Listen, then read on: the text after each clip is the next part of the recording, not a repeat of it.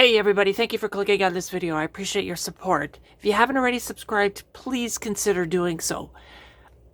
So for those that are new to my channel, normally I build projects out of old popular electronics magazines and bring them to life. These are like 20, 30, 40-year-old projects. However, today we're going to do something a little bit different. I've got a problem with my stereo. I've got an Akai, and it comes down to what I think it's going to be a simple problem. I'm going to try to fix it. So that's the intent of today's video. A little bit of a repair. Yeah, the volume's acting really, really weird. Let me just turn it on and I'll let you listen to it. It's going to be loud. So all I'm really doing right now is showing you this, or giving you the static. I don't want to play any music, but you can see. And not only that, but it's at 0 right now, or the least amount of volume, yet it's loud. And you can see the...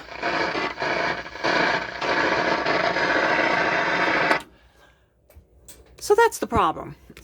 So I'm going to take this apart and attempt to fix this radio. I'm hoping it's just a loose solder connection, but we'll find out. It might be something more complex. I'm not too sure.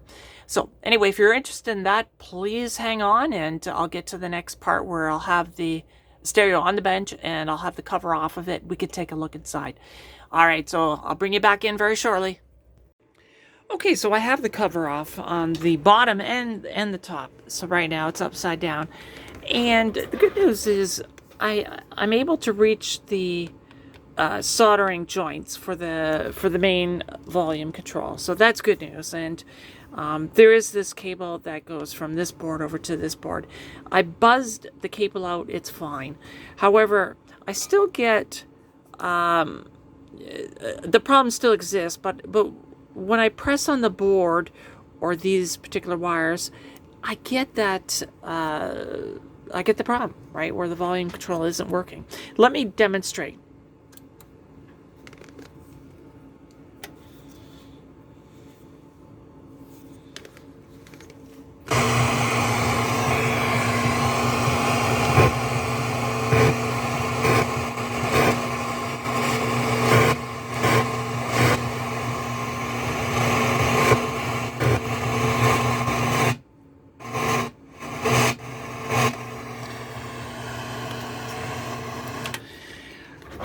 So the something is definitely not making contact. What I propose is that I did look under a loop to see how the solder connections were, and as far as I could see, everything was good. But let me redo a whole bunch of solder connections at the very bottom here, and we'll see if that fixes the problem. And if it doesn't, I think maybe what we could do is we could look at the other side of this board and see if there's anything loose. Now there are some wire wraps with this particular model, so I'll double check those also.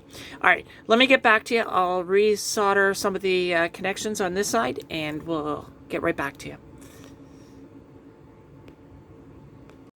Okay, so unfortunately reflowing all of the traces didn't work, so I think what I'm going to have to do is take off the front cover so I can get to the top side of this board and see what's going on. It's definitely a mechanical issue, only because when I press on the board, as I showed you in the past, it goes up and it goes down, etc. Now, it might be the actual volume control itself.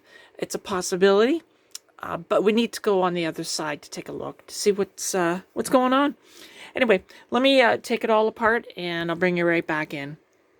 Okay, for those playing along at home, if you ever have to take apart an Akai receiver, what I had to do is take the front faceplate off, and that's simple. There's just some screws on the top, and then at the bottom, the faceplate will come off. Of course, you have to take the knobs off, and to get this particular board out, all you have to do is just unscrew the nuts on the volume control and some screws on the headphone jack. So I removed all of them.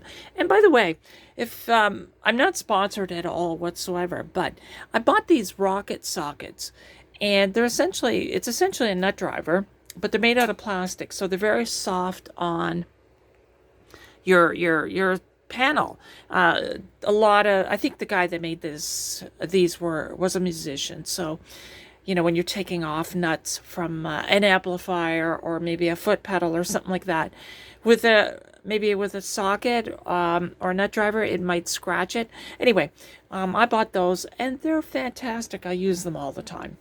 Anyway, so the board is coming out. So let me take it out and I'll have a visual inspection and I'll get right back to you. Okay, so I'm pretty sure it's the actual pod itself. I could just go like that. So what I'm going to do is, I certainly don't have that potentiometer now. I mean, I could probably order one, but I think for now, what I would like to do is take it off. So I'll unsolder it and see if I can take a look inside, do some microsurgery, so to speak, and maybe we can fix this particular pod. Anyway, I'll bring it back in when I get the pod out. Okay, so I've got some good news. Before I took it apart, I decided just to try and clean it. And it worked. So before I cleaned it, I put my multimeter on the actual pod itself, and I could simulate the problem. It was clear there was an issue. Now, I thought maybe a trace inside on the pot was broken, but and it still may be, but I don't think it is, because after I cleaned it with the deoxit, it's perfect. I checked all the connections and I put it through an ohmmeter test. It's looking good. So I'm going to put the pot back in and we'll hook it up and we'll see if it works. All right, I'll bring you back in shortly. Okay, good news. I got the pot back in and it's rock solid. So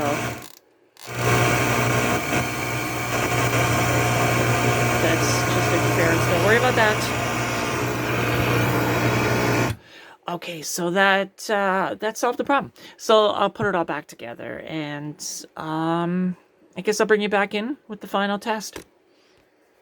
Okay, so the stereo is pretty much buttoned up. I just have to put the top cover on. But before I do that, I know this video is getting a little bit long, but I just wanted to mention one other problem I had with this receiver. And at the time, all of a sudden the FM was just barely coming in. Very, very weak signals. I mean, I could tune around. Strong stations, you know, not that great. So anyway, I did a whole bunch of troubleshooting years ago, and it turned out to be this variable cap here. Now, it's a small cap. I can't remember, 5 picofarad to 30 picofarad maybe.